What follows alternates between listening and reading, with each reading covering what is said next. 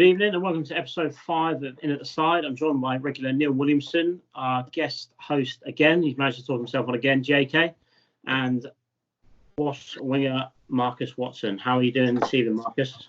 Yeah, pretty good. Just had dinner and pretty much got into a routine now in this self-isolation. So just stuck to that for the day. Yeah, that's about it. I think first question is, what is the dinner of a Premiership rugby player winner? It varies quite a lot, to be honest. But today was pretty basic. Some pasta. But yeah, we got a pretty good nutritionist actually called Chris Lowe, who's literally just texted me now, which is pretty weird. You know, he helps us a lot with certain things, because obviously there's going to be certain people who have sort of different needs, if you know what I mean. You've got somebody like who am I going to throw under the bus here? Someone like a Kieran Brooks, who probably is going to be eating fairly differently to myself, and then somebody who's absolutely shredded like a Dan Robson or a Josh Bassett might be a little bit different as well. And have Wasps set you any targets, any requirements to hit whilst you're off, whilst you're in limbo, if you like? It was a really strange sort of thing, to be honest. I think it's probably pretty similar to everyone, but we had training on Monday expecting to play Northampton on the weekend. We turned up on Monday pretty much knowing we weren't going to play that game, but nothing had been confirmed yet. And then we sort of went home and just get a sort of a text from our team manager, just basically saying, you know, game's off this weekend and not to come back in for the foreseeable future. So all that's been kind of done is we've been sort of split up into different WhatsApp groups, and our S&C coaches have given us some sort of home workouts to do. And I've tried to steal as much kit from Wasps as I can to have at home. So yeah, just trying to sort of get through that at the moment. So where do you think the season is going to go? Obviously, there's been an announcement today. Obviously, it's been postponed for now, but they are very much intending on finishing the season. You know, the knock-on effect that's going to have moving on to next season, you know, how do you think clubs are going to deal with that? Yeah, it's a really strange one, because, to be honest, we hadn't really been told anything, but I kind of just assumed the season was probably going to be over, to be honest. Like, you know, we don't know when we're going to be back into training. We still don't know when games are. But I don't know how many weeks we've been off now. I think only 2, actually, or 3. But, yeah, obviously that big delay would kind of have gone into the off-season or our sort of off-season break. So I wasn't too sure that the season was going to go on, but it looks like that Premiership are obviously trying their best to make that happen. And the only way I can see that really working is that we sort of go back. Boys will have to probably train with their clubs for 2 weeks to just kind of recondition a little bit instead of going straight back into games. Yeah. And then I imagine what's probably going to happen is that there's just going to be a much shorter off season. I think we'll literally probably, this is just a complete guess, but my thought would be that we'd probably finish the season, have maybe a week or 2 off, and then probably a week or 2 weeks of pre-season and straight back into Premiership games, really. Yeah, that's got to be a little bit tougher, given the fact obviously Dye is not long left, and obviously Lee coming in. Obviously, that must be a hell of a lot of change, and then obviously this happening, Lee's got it kind of like his work cut out for him currently, especially having to kind of interact with you guys and get himself integrated with you guys quite quickly, but at the same time he's having to do it remotely. Yeah, to be honest, it's been a pretty, because Lee was sort of head coach anyway, or backs coach, and sort of led a lot of the sessions. There hasn't been, and he knew us all pretty well, there hasn't been a massive change, which has been pretty positive. The only disappointing thing is that we started playing really well, and then the season's obviously been paused, which isn't ideal. You know, we would like to have kept some of that sort of momentum going in, but the only thing I can base it on is where we were at before this, and you know, we were in a pretty good place. So if the season does start again, I'd like to think that would carry on, really. Excellent. Yeah, definitely. So go on, JK. No, sorry, it was myself. I was just saying, on the Sevens side of things, obviously we're all associated with Dodger Sevens. You were kind of to do us a support video for men's mental health that we're supporting, obviously. Obviously, we're all pretty much resigned to the fact the Premiership's going to be over for the season now. What about Sevens? Do you think is any chance for Sevens this summer, or do you think that's pretty much a no-go as well? Yeah, that's probably even more confusing than the Prem at the moment, especially with obviously the Olympics. I've been speaking to Rich de Carpentier and Dan Norton over the last couple of days, and they don't really know what's going on either. I think that's probably more up in the air at the moment than the Premiership, just because obviously there was a huge build-up to the Olympics, and it's pretty brutal for them, to be honest, by the fact that was like, the big carrot sort of at the end of the season. Now they don't even know when that's going to be. Some of them, I think, are out of contract at the end of the year. So there's a lot to sort out on the sevens front. But I think something came out today about FIRA, the European tournament. I didn't actually read exactly what it said, but I think it might have said that as long as obviously things clear up, that there might be that tournament in the summer. Mm-hmm. So I would imagine boys would probably, go straight into that after sort of not playing for so long. It would be a good thing to just get back on the pitch. Blow the cobwebs out. Yeah, exactly. So if I read that right, I think that's probably the plan. Perfect. So you were looking to put your name back in the ring for the sevens setup anytime in the future then? I'm always sort of available for it, to be honest. I loved sevens, but the Dodgers sevens, guys, you've already read that. He's happy to sevens. We'll pay your subs. We'll pay your that recorded. Be more of a case of whether I'd be allowed to play or not, really. I think it was one of those things. Some people have kind of asked if I'd like to go back. Well, if I could go back for the Olympics, obviously I'd like to. Of course I would. Anyone would. Yeah. I think so in all honesty, I did one season out of sevens to then go back into the GB training camp. And I kind of thought I'd gone from sevens and I wasn't the fittest in the team by any stretch of the imagination, but I kind of got myself up there as to, in sort of decent shape. And I'd gone to 15s and I'd felt pretty good about myself in some of the fitness tests compared to some of the boys, 15s boys. And then I did that for one season, went back to sevens and I was rock bottom again. Fitness levels is just so different. And now after how many years out now? Nearly 4 years out. It would take me some serious practice or fitness to get back to it. I'm willing to work, but I'd need a bit more time, I think, than just a 12-week camp. That's fine. We would be happy to give you some sevens game time just to get you back into the throw. Well, we were speaking to Dallin Stanford the other week, and he said exactly that. He said players, from his experience and players that he said sevens players can go to 15s very, very easily. But coming back is another story altogether, because of the fitness involved and the different skill sets and everything. So to have both of those strings to your bow is something else altogether. No, I'd agree. Actually, I think I would say that it's not like a sort of I think it's also definitely a lot easier in certain positions. It goes without saying that you're not going to get a front row that's going to go straight from sevens and go straight into 15s and go well. But I think especially for a back three player, it should be, in theory, a more seamless switch to go from sevens to 15s in a way, in terms of the physical aspects. Yeah, I think sort of positionally you'd have to learn that, but it wouldn't take too long, if you know what I mean. But whereas the switch from going from 15s to sevens, it's just a fitness point of view, and also something as small as just catch passing. It sounds so simple, but it's so different in sevens. You've got to be just little things. If you pass it a little bit behind someone, like obviously you've got someone like Dan Norton outside of you and he's got a bit of space, you want to hit it right in front of him, because that could be the kind of difference.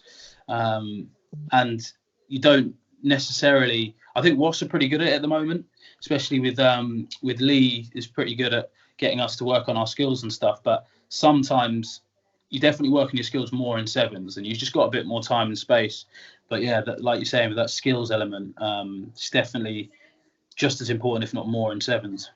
So you mentioned, obviously, with Lee there, with Lee now at the helm, given the fact that he was the ex-backs coach, could we be seeing a lot of the forwards kind of honing in on those skills, ready for the Premiership and having a bit more mobile, passing, free-flowing play that Wasps of old used to be like? Yeah. Obviously, you see a lot like Northampton and Leicester kind of getting into that kind of throes of using the forwards as extra pivot men.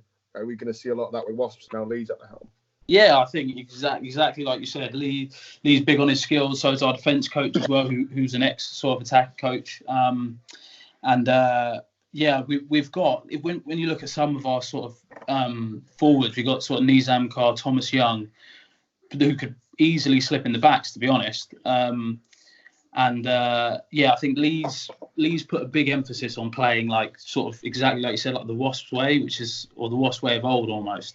When sort of 3-4 years ago, when the boys got to the Prem final, people scoring tries from sort of in our 22 and all kinds of stuff like that with some pretty skillful play. I'd like to think if you sort of from our last 3-4 games, it kind of brought a little bit of that back, to be honest. Scored quite a few tries and played pretty well. You know, we got a youngster at 10, Jacob Umaga, who's on fire at the moment.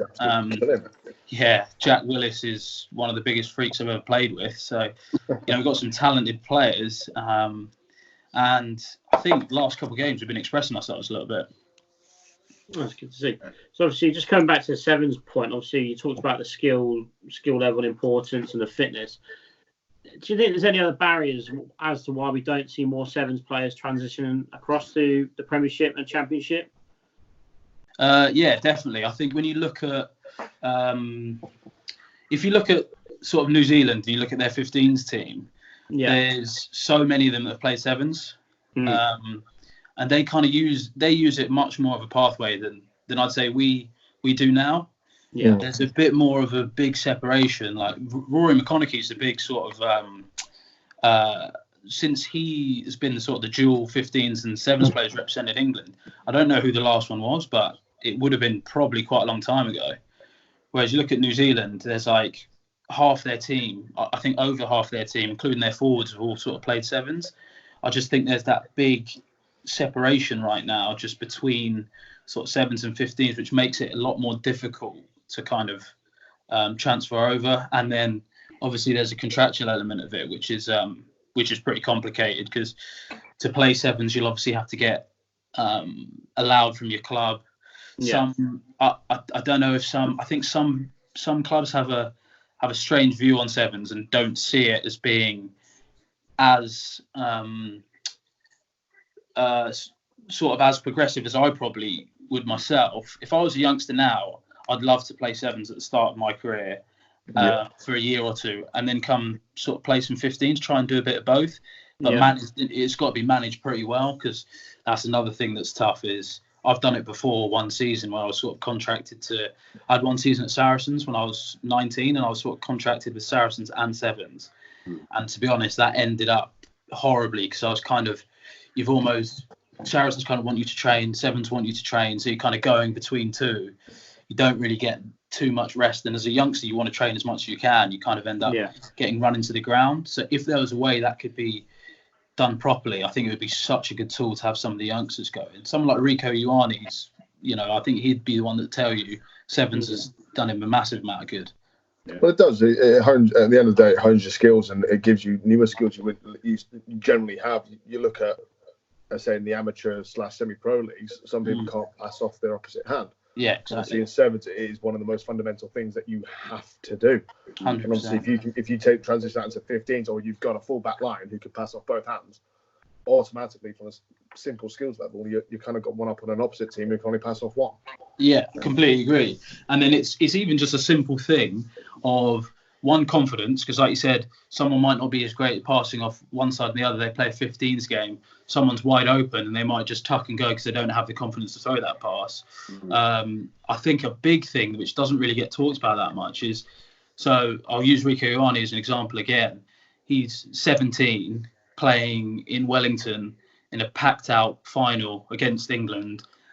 He's been talked about loads, and then so he's had that sort of experience of big game or sort of playing in front of big crowds, and then 2-3 years later he's 19 and everyone's talking about how young he is, and he's playing against the Lions. Don't get me wrong, there's a difference obviously, but at the same time he's 19. People would have talked about him before the game saying he's not really felt that much pressure before, not played in front of a big crowd, but actually he has. And he's at 19 and he's had that experience already.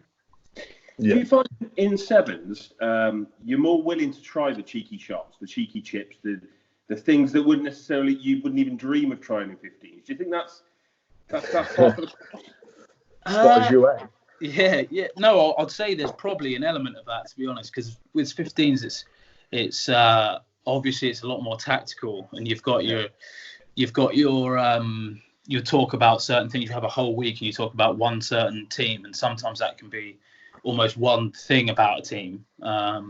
Whereas sevens, you're definitely doing your reviews, but you won't have that long to do them sometimes because you don't know who you're going to play against. Yeah. At the same time, you can't really do those reviews because you're on the seven circuit is completely different. It's one New Zealand team will be fantastic the week before. Week after, they won't even get out the group stages. Yeah, exactly. And then also there's teams don't do that much different in sevens. Is a lot of it is simply about one person trying to beat another person, and that happens in loads of different ways. But there's rarely you don't have to talk about the kicking battle. You don't have to talk about aerial stuff. It's pretty much can you beat the man? Can you tackle Dan Norton in space and let him go? Genuinely, sometimes it can be that simple. Hit it up twice and give it to Dan.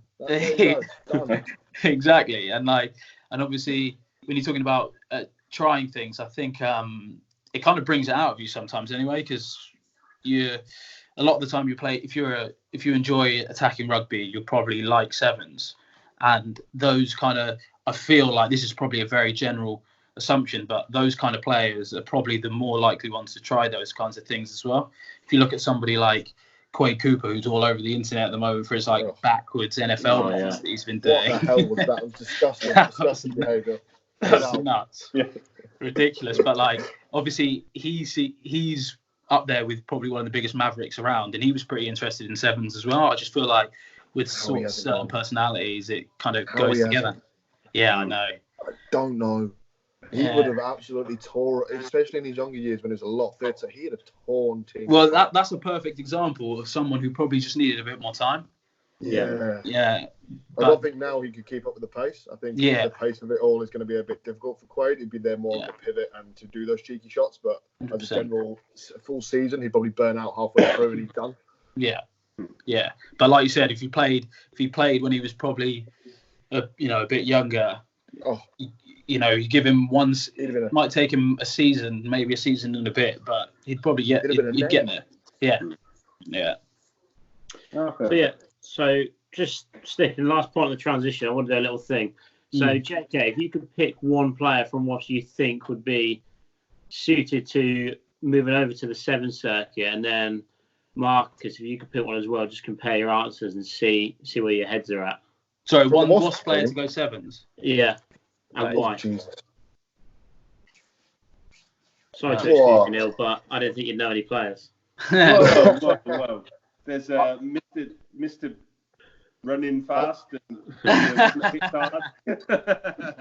and one for me, which is someone who hasn't actually played for us 15s wise because he did his ACL in the sevens, is Ben Velicott. I think he would be quality at sevens. I think he'd be one that wouldn't take that long, I don't think, to be able to do the transition because he's so fit, he's rapid, and the thing that would make his point of difference, which is obviously point of difference for quite a lot of sevens players, but his footwork is one of the best I've ever seen. So when he's back fit, which he is now, so hopefully we'll finish off the season, I think you'll see some pretty impressive stuff from him, 15s wise. But yeah, on a sevens pitch, he's going to be hard to tackle. See, I think from a playmaking sort of view and a kind of quick ball, Dan Robson would be quite nippy.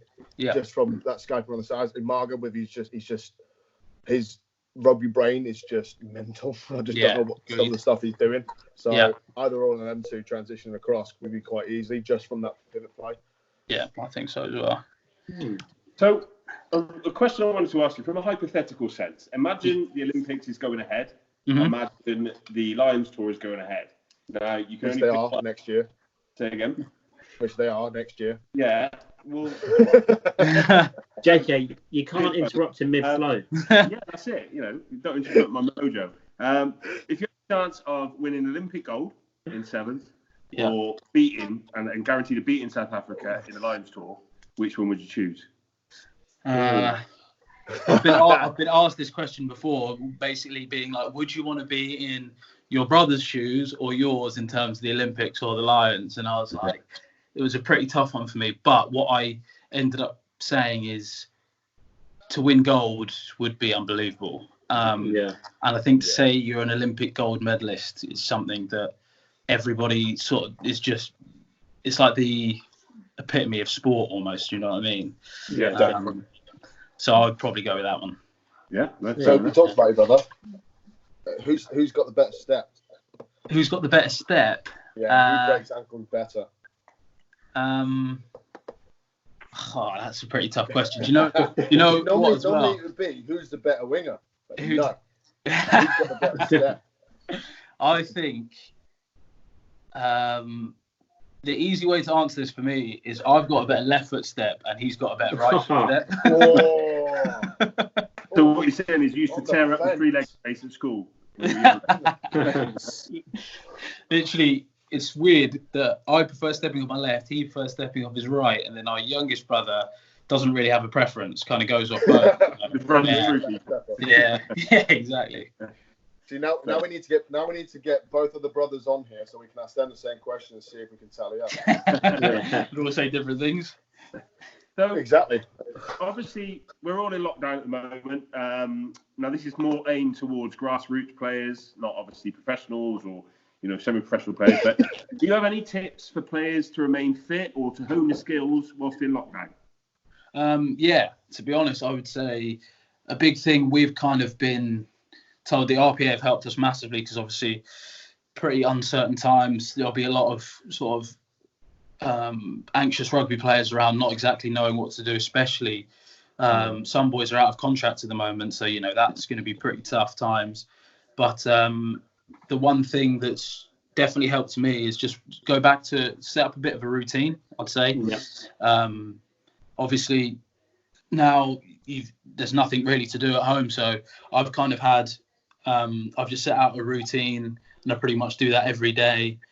And then you kind of when you finish your day, you kind of then, for me anyway, I know if I've done sort of the right things, just because I've got a bit of a tick list now where I can be like, okay, I've done that, I haven't done that. Whereas if I didn't sort of have a routine in my head, I'd kind of be probably going to the end of the day thinking, what could I or should I have done? Whereas I kind of just have it written down and I know exactly what I need to do.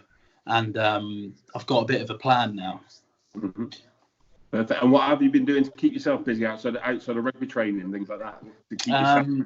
I've been watching a lot of documentaries. I've been... The Tiger King? Yeah, I watched that one. Some of the memes and stuff on the internet of that is so funny. You want to see one of the rugby teams whose lad is currently for charity turning himself into the Tiger King. Not even joking. That's ridiculous. I'm trying to get some of the boys to shave their hair like him. But yeah, we'll see how that goes. We'll see if you know what you have to do. You have to do it first. Yeah, that's the problem. I've been trying to. That's exactly the response I've been getting for the boys. I've been trying to grow some long dreadlocks here, and people are trying to get me to just cut them straight off. But yeah, I've been reading a couple books, doing some sort of home workouts, and I've got a little dog who's perfect right now, to be honest. Just being able to take him out for a couple of walks. I'm not a big fan of walking at all, but right now it feels pretty nice to just go outside, to be honest. And the opportunity. Yeah, I can imagine. What breed have you got? I've got a little French bulldog. Oh, nice. Yeah. And with that, obviously, you guys are in lockdown. You guys are used to training day in, day out. And now you're kind of not, you're stuck inside, I'm doing things remotely. And obviously that's going to have a strain mentally on you guys. Yeah. How are you guys combating that as a team and getting through it? And what things have Wasps got in place that kind of help you guys to keep your minds active? Yeah, I think one thing Wasps have been helpful with as well is we've just got a message now saying like if boys want to pick up some gear, they're going to, they have to text in, arrange time and come and pick up some stuff because obviously at home I don't really have, I've only got sort of rehab stuff. I don't really have any weights or anything like that. So I managed to get a couple of things from the club, which has been really helpful.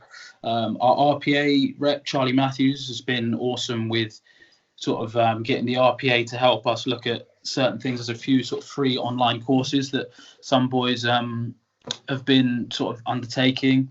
And also along with that, on sort of the mental health side of things, we've been sort of sent through sort of different articles to read from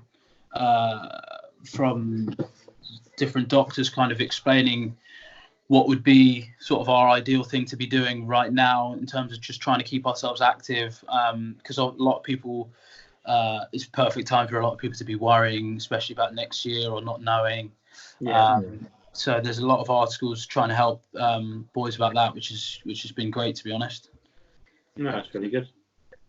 It'd be good to actually grab some of those articles, just because obviously, as you can imagine, there's a lot of rugby players out there in the same kind of boat from the grassroots upwards. So it'd be great if we can get a copy of some of those articles, just so we can push them out and say, guys, these have been great. I've got another 100%. scenario for you. Yeah. So I asked this of Lewis Ludlow, obviously Costa player, the other day. Right. So the scenario is you're in lockdown. This is absolute lockdown. You can't leave the house at all. People are bringing you food. You've got to stay there for 2 weeks solid. Yeah. Out of any player you've played with, past or present, who would be the worst player you would hate to be stuck in lockdown with, and why? Marlon Yard. Straight in there with Yardy. He's actually a good friend of mine, but I've known him for so long, and he's got so many bad habits that I couldn't like.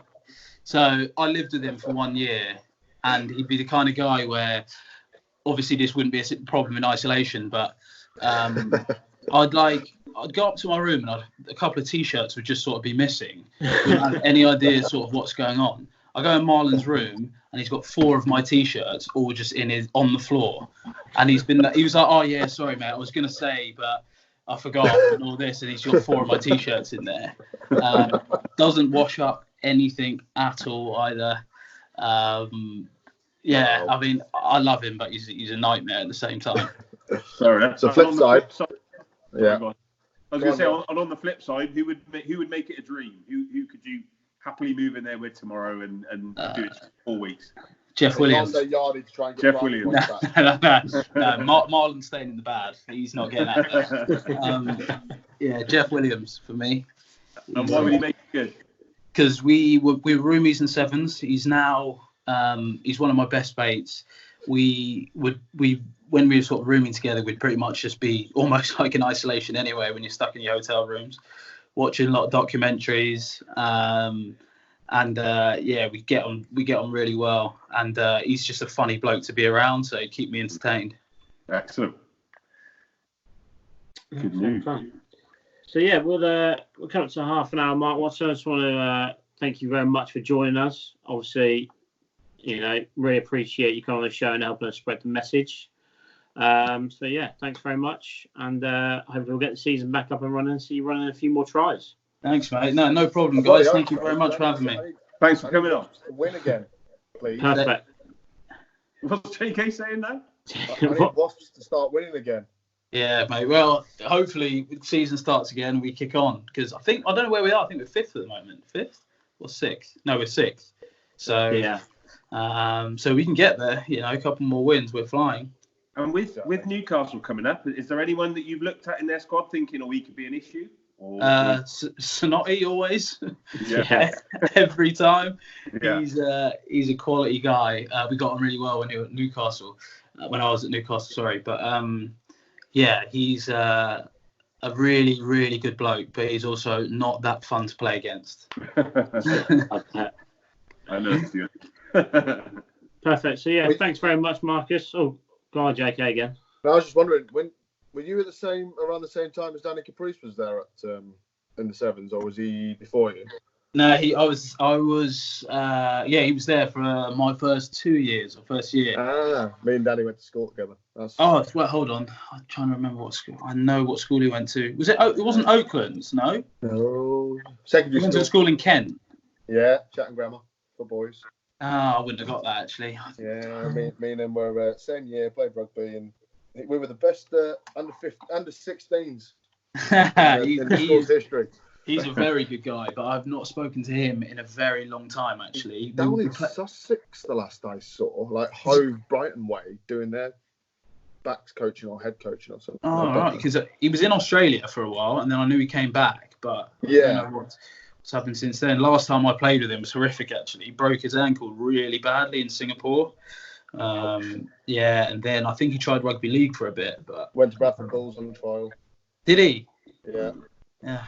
I'm surprised. Then the horrific London Welsh debut in the Premiership where he gets himself carded.